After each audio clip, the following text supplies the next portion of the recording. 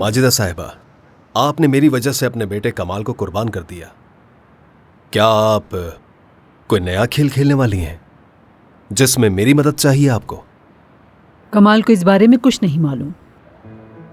ये कंपनी यहां तक कैसे पहुंची आप और मैं अच्छे से जानते हैं, लेकिन मुझे खामोश रहना पड़ा। अब सब बदल गया है।